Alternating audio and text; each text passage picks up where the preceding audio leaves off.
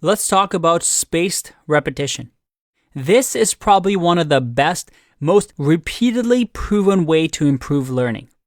And we will actually revisit this during the techniques section as well because it's so important.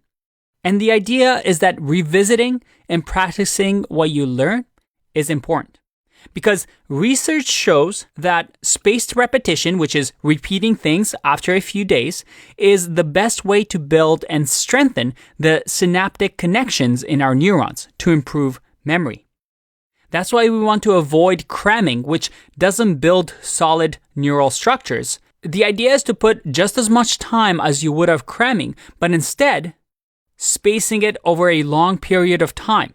For example, if this was a graph of our learning. We learn something, and then as time passes, we start to forget it. But then we do spaced repetition. We spend another day remembering and practicing that skill.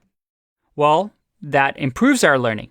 And then again, as time passes, we forget a little bit, and then we learn it again, and then again, and then again.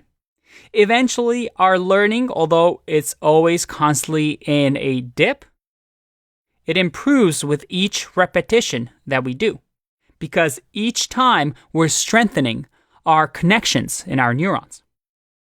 The main takeaway on this point is not to spend too much time in one sitting going over the same material over and over and over again.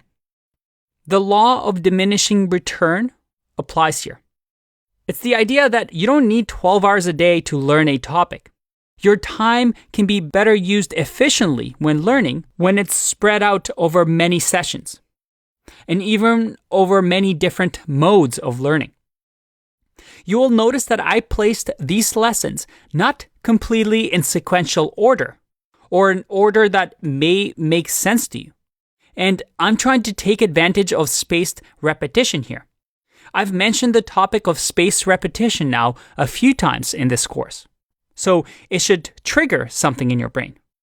We also talked about focus and diffuse mode several times in different lectures, again, improving your understanding of focused and diffused mode of thinking.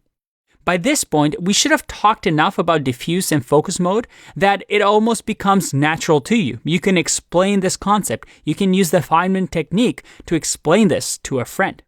That's what spaced repetition is.